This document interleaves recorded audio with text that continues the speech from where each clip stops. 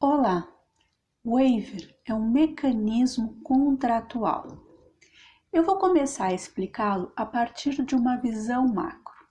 Existe uma cláusula que tem duas disposições, geralmente em conjunto, que pouca gente dá atenção que ela deveria ter. No Brasil, costuma ser a última cláusula do contrato, bem em cima das assinaturas.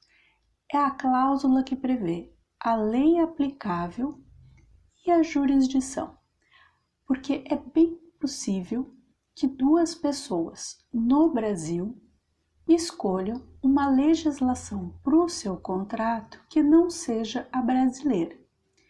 Se esse contrato não for referente a um imóvel que esteja no Brasil ou envolva alguma situação de família ou pessoas brasileiras em um estado de vulnerabilidade, como criança e adolescente, alguém que tenha sido interditado, o contrato ele pode ter a legislação aplicável que as partes escolherem. O idioma não interfere na lei. Então, você pode ter um documento escrito em inglês ou em espanhol, por exemplo, que seja regido pela lei brasileira. A complicação vai ser lá para frente. Se eventualmente você precisar questionar esse contrato, essa negociação perante o judiciário, aí tem que fazer uma tradução juramentada, porque o juiz só lê documentos escritos em português. Mas nada impede que duas partes, duas pessoas, dois estrangeiros no Brasil, por exemplo, escolham uma outra legislação para uma relação comercial, que é geralmente nesses contratos comerciais onde existe o waiver. E junto com essa cláusula, geralmente se fala assim: as partes elegem o fórum X para eventuais dúvidas ou eventuais litígios que venham ocorrer. E essa eleição de fórum, no Brasil, numa relação de consumo, é sempre onde o consumidor reside. Então, você pode escrever o que você quiser. Para a legislação brasileira, se o contrato for questionado perante o judiciário, se estiver escrito qualquer outra coisa que não seja o domicílio do consumidor, é cláusula não escrita, consumidor, onde ele entrar com a ação, o fornecedor, prestador de serviços, que se vire para se defender lá onde o consumidor entrou com a ação. E aí, o waiver, eu pelo menos, sempre vi ou em contratos com a legislação americana ou com a legislação inglesa do Reino Unido. Na verdade, inglesa, mas eu acredito que o Reino Unido todo faz. Não sei dizer se em todos os países que têm o direito consuetudinário, que é um sistema um pouco diferente do nosso, que é o direito americano, o direito inglês, o canadense, o australiano, não sei se nesses outros dois países também tem a previsão do waiver. Acredito que sim. E o que ele fala? Se você procurar no dicionário, waiver é renúncia, é perdão. O brasileiro costuma olhar para o waiver como um pedido de isenção. É muito comum entre as pessoas que fazem intercâmbio, que vão estudar fora, ouvirem a dica: vê se a secretaria não te dá um waiver na taxa de inscrição. E aí a gente considera como se fosse uma isenção de matrícula, uma mera liberalidade da faculdade, da instituição de ensino. Mas o waiver é um pouco mais complexo do que uma simples isenção. Ele serve para a gestão do contrato. E normalmente ele só abrange o que nós chamamos de obrigação acessória. Então, por exemplo, na faculdade, você se compromete a pagar X mensalidades e em troca dessas 12 mensalidades, por exemplo, você pode não ter uma determinada taxa cobrada, porque você já garantiu o pagamento de 12 prestações, enquanto uma pessoa pode simplesmente fazer a sua inscrição e daí 2 meses, 3 meses, desistir do curso. Não há nenhum tipo de contrapartida ou comprometimento. É claro que você tem que ler em quais condições o waiver está sendo concedido. E nos contratos é muito comum, por exemplo, você devedor, ter que avisar ao credor quando a sua situação financeira muda ou quando alguma condição muito importante para que aquele contrato seja mantido, que se ela modificar, que você avise. Então não está relacionada ao pagamento, e sim a uma maneira de você demonstrar a sua boa-fé perante o outro contratante. O que é o mais comum? Você assina o contrato, vai pagando as prestações, vai recebendo o serviço ou recebe o produto e nunca mais ninguém fala daquilo. Quando tem um reajuste ou quando não consegue pagar ou quando precisa de mais produtos ou menos produtos ou de uma quantidade maior ou menor de serviços, aí é que os contratantes vão sentar para negociar as novas condições. E um contrato, como um relacionamento, ele precisa ser cuidado, precisa ser acompanhado. E isso faz com que toda vez que exista a possibilidade de alguma cláusula não ser cumprida ou do perfil do contratante modificar, ele precisa, por uma questão de boa-fé, de lealdade contratual, avisar ao outro. Imagina, por exemplo, que você tem um cartão de crédito e de repente muda de emprego, ou pode ser para um emprego melhor, ou pode ser para um emprego ficar desempregado, por exemplo.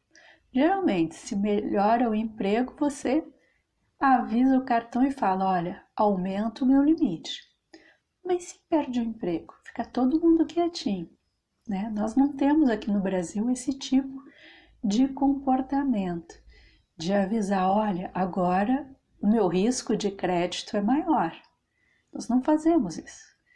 E a maneira como as empresas se precavêm é tornando o contrato por tempo determinado, porque aí, quando o contrato termina, revisa-se as condições do contratante para ver se elas vão continuar ou se vai ser necessário algum ajuste, como o seguro, por exemplo. Todo ano você senta e conversa com essa seguradora para emitir uma nova pólice com base nas suas novas condições. Se houvesse o hábito de nós avisarmos sempre que mudam as condições, talvez pudesse ser diferente. E o waiver vem nessa situação. Às vezes as pessoas falam: pediu um waiver, né, notificou com um conteúdo de waiver o credor, então não está muito bem. Não, isso não é que não está cumprindo o contrato. Avisar ao credor que as condições modificaram significa que a pessoa está atenta ao contrato. Ela não esperou gerar um problema para simplesmente aí avisar: olha, agora não posso pagar. Não.